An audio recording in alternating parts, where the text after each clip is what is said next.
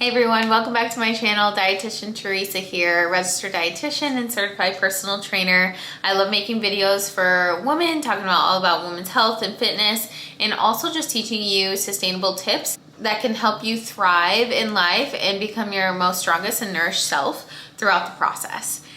If you've ever felt like no matter how hard you work out or how healthy you eat in little calories you eat, you just still cannot see any fat loss results. You might even be experiencing weight gain in that process of taking away so much and trying to do so much extra in your life. And especially around that midsection area, that's where most women see it pack on, despite all your efforts to lose the weight or lose the fat.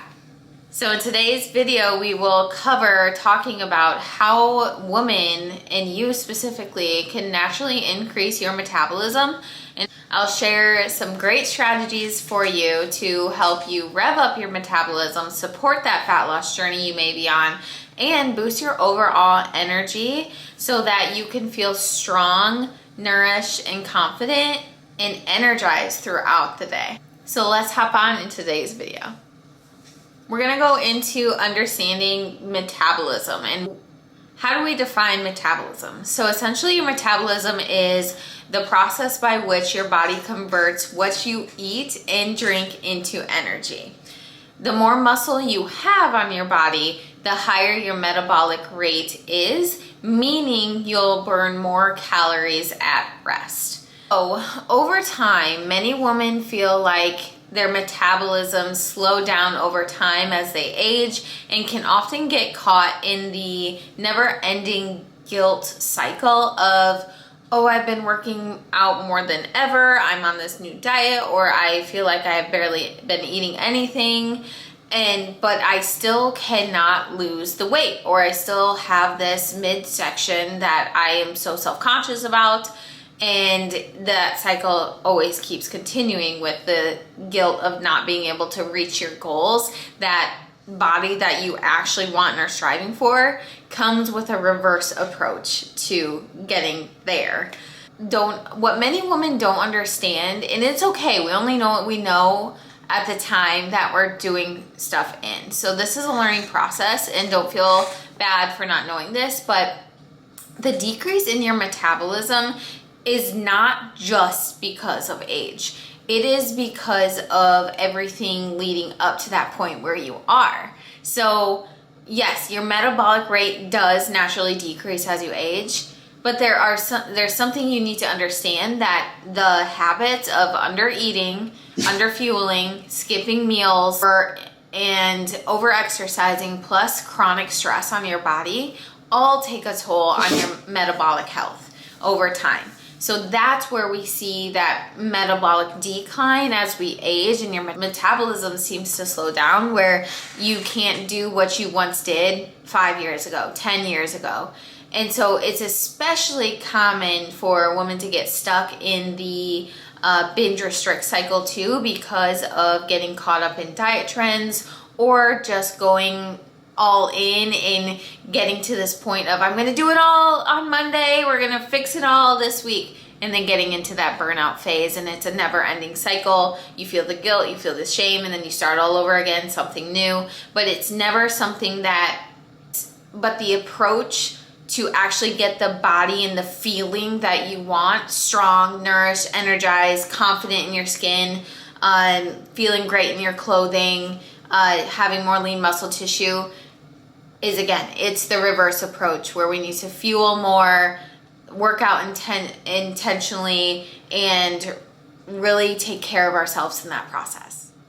Now let's go through how we're gonna make that happen for you in revving up your metabolisms. So main thing is, what I really love is to really promote building that lean muscle tissue on your body.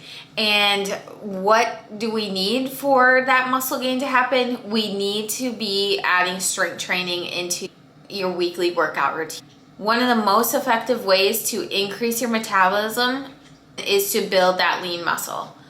Muscle is more metabolically active than fat, so that's meaning that the more muscle you have, the more calories you will burn at rest. So even just laying down or sitting there.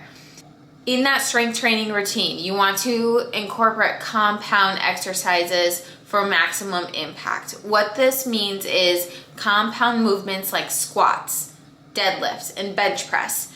Those are those are exercises that engage multiple muscle groups at a time. It can be done with a barbell, it can be done at first with body weight, or you can even do dumbbells too. It's totally possible to do it at home as well. It just comes down to maybe getting a little more creative with what you have available at home. Progressive overload is something that is super important too with that strength training aspect. So now so far we have strength training, including compound exercises, and then now focus on the progressive overload is what we add into that. Progressive overload is basically increasing the weight you lift over time. That could be your reps, sets, and the amount you're lifting. And you want to keep track of that over time. And you want to keep your workout routine consistent. Strength training 3 to 4 times a week. You don't want to change it up all the time. You want to stay consistent for at least you guys, like a really good 8 to 12 week minimum to really see those results and really get that progressive overload and seeing the progress you're making over time. So what's going to support this muscle growth and development and also fuel your metabolism is to prioritize protein in your diet. I cannot stress this enough.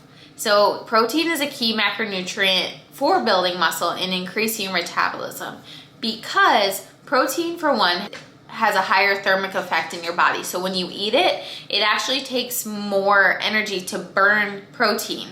So you're burning that as well, meaning your body's burning more calories digesting protein than it does carbs or fats. How much protein do you actually need? So in general, from my research and from my understanding, is trying to aim for like 1.2 to 1.6 grams of protein per kilogram of goal body weight. For a quick example, if you are a 200 pound woman and you want to lose like 30 pounds, I don't expect you to eating 200 grams of protein. That's a lot of protein. So you want to take your goal weight and try to take that in kilograms, convert pounds to kilograms, and then times it by that 1.2 to 1.6, just to give you a general idea. You want to really focus on lean protein sources like your animal sources that are high quality proteins that are more readily absorbed in your body. Your muscles really soak that up a lot easier than a plant-based protein. Chicken, turkey, fish, eggs, beef, pork, main protein source at your meals. For meal and snack ideas, trying to incorporate protein-packed snacks. Keep those with you if you're out and about and really busy. Greek yogurt cups, string cheese, cottage cheese cups, a handful of nuts or those little nut packets. You could also do beef sticks, protein bars or a protein shake on the days that you don't want to depend on those supplements, but also they are nice to have when you are running out the door. So I do have extremely easy meals and meal ideas in my nutrition guide for body recomposition. I have that in my Stand Store link if you want to just copy and paste that from the description below and go in there, check it out. If you like it, great. If not, that's fine. But there is just super quick and easy tips. Goes way in depth. There's 78 pages of a load of information there that you guys can get access to. But other than that, I want to stress the importance now of really being careful of not under-fueling your body. So under-eating can take another hit on your metabolic health and slow your metabolism because many women, again, not all, fall into the trap of eating too little and thinking that drastically cutting calories will speed up fat loss. But when you don't eat enough, your body slows down its metabolism to conserve energy, making it even harder to lose that weight or lose that fat that you're trying to shed off your body. I like to use a campfire as an example. So think of your metabolism as a campfire. When you're sitting around on a cold night camping, you want that fire to be roaring and roaring for a long time. So what do you have to feed the fire? You have to feed the fire logs, which we think are your proteins, protein for the logs, and then you still have to feed it like the kindling and the twigs and stuff. So like the sticks, we think about those as your fats, and then like little twigs and the leaves and like things like that that keep the fire kind of like ignited and started are the carbs. So what keeps your metabolism roaring? Protein, big logs, big chunks of wood in the fire. That's going to keep the fire roaring for a long time. And think about that as your metabolism. As you feed your body enough protein and then you feed it enough of the carbs and fats over time, it's going to keep going. It's going to keep up as you do that. And you need to keep feeding the fire, so you need to keep feeding your body to keep that metabolic rate up.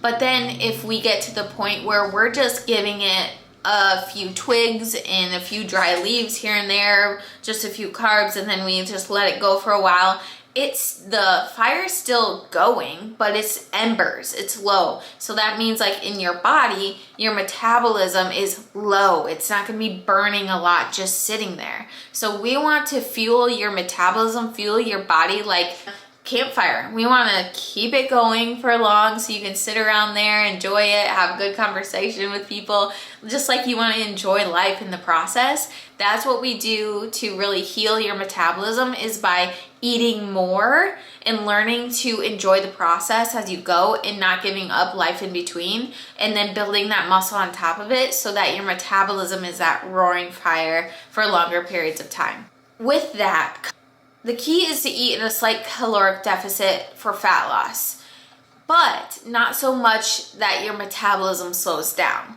So if you're at a point of eating only 12 to 1300 calories a day, we're gonna need to start with working your way up to a maintenance calorie of eating more, getting your metabolism revved up for a longer period of time, and then it would be kind of a safe approach for your body to go into that slight deficit.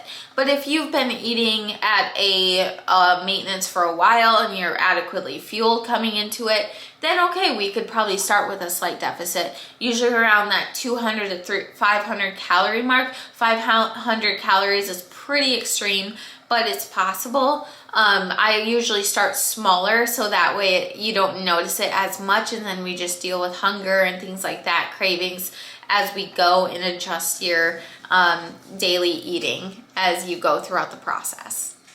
Now we're going to talk about the importance of sleep and stress management. I already made a whole video about sleep and its effect on your metabolism and fat loss journey, so check that out if you haven't watched it. But just a quick general overview, sleep is often overlooked in your metabolic health, but it also plays a huge role in regulating your metabolism, because when we don't get enough sleep, our hunger hormones like ghrelin increase, making you feel hungrier and causing your metabolism to slow down, because your body's saying, hey, I'm super hungry because I'm not sleeping enough and I need that energy. But yet, if you don't honor that, your metabolism is going to slow down to meet where you're eating at that low calorie intake. The other thing is managing stress. So chronic stress raises cortisol levels, which can lead to fat storage, especially around that midsection area, ladies, and a sluggish metabolism. So finding ways to manage stress, like yoga, meditation, simply taking time to relax for 5 minutes out of your day, or taking a short little stroll outside to get that fresh air, can keep your hormones balanced and your nervous system a little bit more regulated, so that your metabolism feels like it's being nurtured in the right way and keep going at a rate that you are loving it to be at. Last thing I have to mention here is talking about your activity throughout the day, which is basically about increasing your activity throughout the day. What that means is your non-exercise activity thermogenesis. So your NEAT activity refers to the calories you burn through daily activities like walking, cleaning, fidgeting, getting up, getting down, going upstairs, not formal exercise. But if you increase this daily activity, even if it's just walking a little bit further from the parking lot, or doing a little extra around the house, you can give your metabolism a boost with that, by giving it, saying, hey, we're ready to go. We are burning this energy pretty efficiently. And some practical ways to get active is to do standing while working. So get a standing desk.